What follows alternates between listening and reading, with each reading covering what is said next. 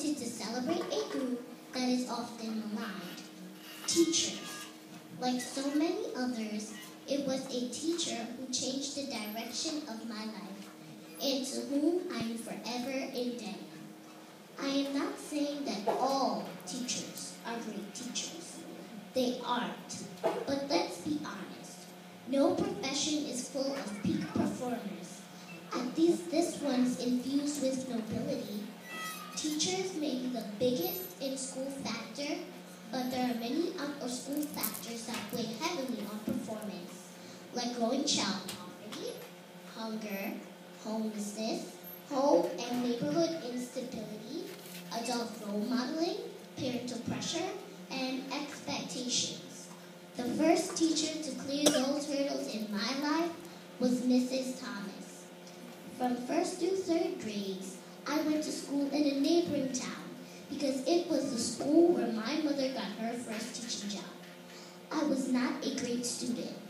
I was slipping in and out of depression from a tumultuous family life that included the recent divorce of my parents.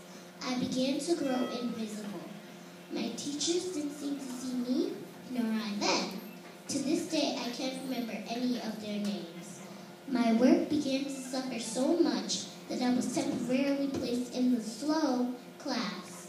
No one even talked to me about it. They just sent a note.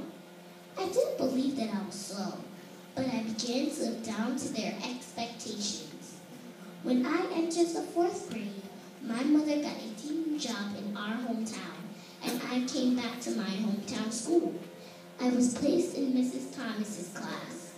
There I was, a little nothing of a boy, lost and slumped, flickering in and out of being. She was a pint-sized firecracker of a woman, with short curly hair and big round glasses set wider than her face, and a thin slit of the mouth that she kept well lined with red lipstick. On the first day of class, she gave us a math quiz. Maybe it was the nervousness of being the new kid, but I quickly jotted down the answers and turned in the tests. First, whoa, that was quick blow. We are going to call you Speedy Gonzales. She said it with a broad approving smile and the kind of eyes that warmed you on the inside. She put her arm around me and pulled me close, as she graded my paper with the other hand. I got a couple wrong, but most of them right. I couldn't remember a teacher ever smiling with approval, or putting their hand around me, or praising my performance in any way.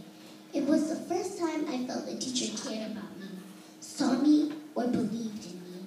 Instead of firing me, I never got a bad grade again. I figured Mrs. Thomas would always be able to see me if I always shined. I always wanted to make her proud of me, as she seemed to be that day. And she always was. In high school, the district set a man to test our IQs. Turns out, not only was I not slow, but mine and another boy's IQ were high enough that they created a gifted and talented class, just for the two of us, with our own teacher who came to our school once a week. I went on to graduate as a valedictorian of my class. And all that was because of Mrs. Thomas, the firecracker of a teacher, who first saw me and smiled with a smile that warmed you on the inside. So to all of the Mrs. Thomases out there, all the teachers struggling to teach lost children like I was once, I just want to say thank you. You deserve our admiration.